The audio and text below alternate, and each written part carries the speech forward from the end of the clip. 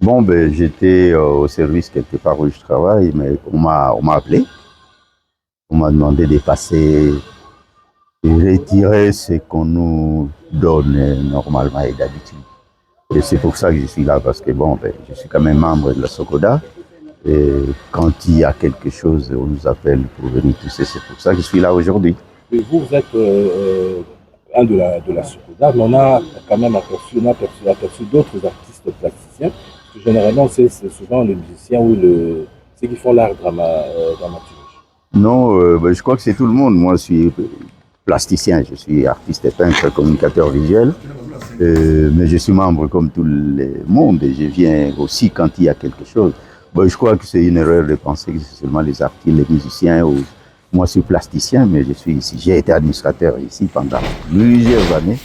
Et donc, je crois que c'est tous les artistes qui sont concernés. Ceux qui se font connaître, évidemment, si vous ne déclarez pas, évidemment, vous ne pouvez pas vous appeler, on ne vous connaît pas. Donc, il faut être membre de la SOCODA et quand il y a quelque chose, on fait toujours appel pour bénéficier de ce qu'ils sont. Merci beaucoup. Ok, merci. Je vais vous présenter. Je suis jeune artiste, Murphy Kassangwa. Je suis venu percevoir l'argent de la part des maîtres Dikisungele. Quel sentiment vous anime en ce jour? Parce que quelque part, la SOCODA a tenu compte de votre travail et vous bénéficiez aujourd'hui de vos droits d'auteur. Oui, pour moi, c'est pour la première fois de voir ça. J'attends toujours parler de la SOCODA et c'est pour les musiciens et autres. Aujourd'hui, je viens de voir nos aînés plasticiens percevoir et je suis vraiment ému de le voir. C'est pour la première fois, comme je viens de le dire, et ça nous encourage aussi, nous les jeunes. Voilà. Ça constitue un message fort pour vous. Oui, c'est un message fort. C'est déjà du sérieux dans notre domaine concernant les droits d'auteur. Parce que moi, étant que jeune, nous avons souvent l'hésitation de venir s'adhérer. On voit comme s'il y a des amis, mais là, je vais aller témoigner de ce que moi j'ai vu et je crois que dans les jours à venir, il y aura beaucoup de jeunes artistes. Nous serons avec vous. Merci, même si tu n'es pas membre. Les étrangers sont assimilés aux nationaux. C'est ça l'élément de la supranationalité. Les étrangers sont assimilés aux nationaux. C'est-à-dire tu es français, tu es belge, tu es je ne sais pas qui, mais lorsque ces œuvres, que ce soit une œuvre plastique, que ce soit une œuvre musicale, que ce soit une œuvre théâtrale, film, qui s'exécute sur le territoire congolais, ne peut plus dépendre de la loi du pays d'origine. On va appliquer la loi congolaise.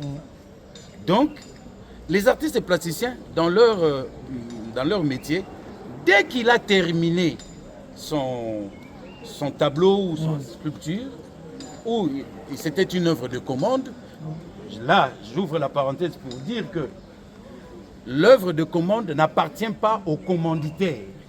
L'œuvre de commande appartient à celui qui l'a créée. Et c'est l'article 1er alinéa 3 de la loi sur le droit d'auteur. On ne restreint pas les droits d'auteur à l'auteur qui a fait dont l'œuvre a été commandée. Il maîtrise, il a le contrôle de ses droits. Alors l'artiste, qu'est-ce qu'il va faire? Il termine sa sculpture, il termine, je ne sais pas, sa peinture. Nous sommes en train de réformer et nous allons travailler avec le ministère.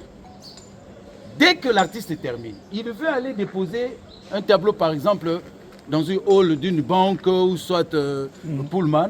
Il doit remplir une fiche de destination. Cette fiche de destination, il le remplit. Le client qui achète, il dit que je veux mettre ça dans mon hôtel. Il signe dans cette fiche de destination. Maintenant, il prend la fiche de destination, il les dépose chez nous.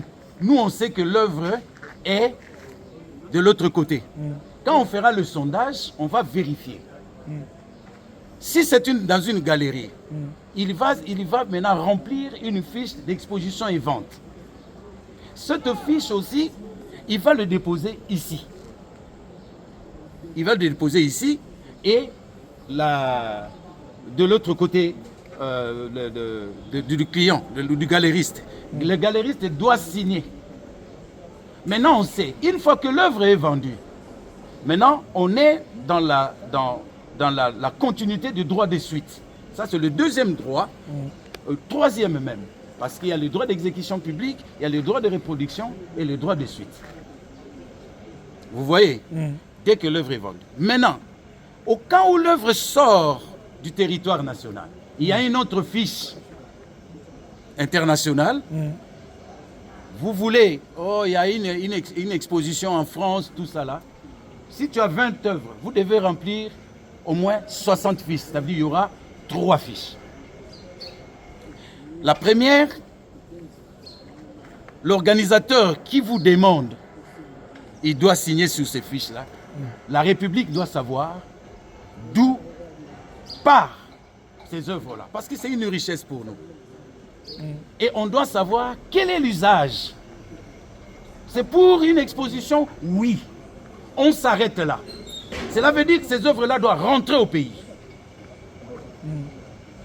Si il y a une vente de l'autre côté, nous, quand nous aurons la fiche, nous allons envoyer une fiche à l'Interpol. Nous allons envoyer la fiche dans la Société des droits d'auteur qui représente le même droit que la SOCODA. Dans ce pays-là, il doit savoir que les œuvres congolaises sont en exécution dans son territoire pour telle période à telle période. Vous voyez un peu les réformes là. Et à partir de là, une fois que l'œuvre est vendue là-bas, notre représentant, notre société sœur, prend la commande parce qu'il s'agit de son territoire et il va nous communiquer la suite. Maintenant, une autre fiche au ministère de la Culture. Lorsque le ministère de la Culture doit donner l'autorisation de sortie, il doit d'abord se référer à la fiche du droit d'auteur. Cela veut dire qu'on doit même réformer même les fiches de sortie du ministère de la Culture. Il faut que la rubrique droit d'auteur entre là-dedans. Et là, l'État gagnera parce que vous devez payer maintenant des taxes.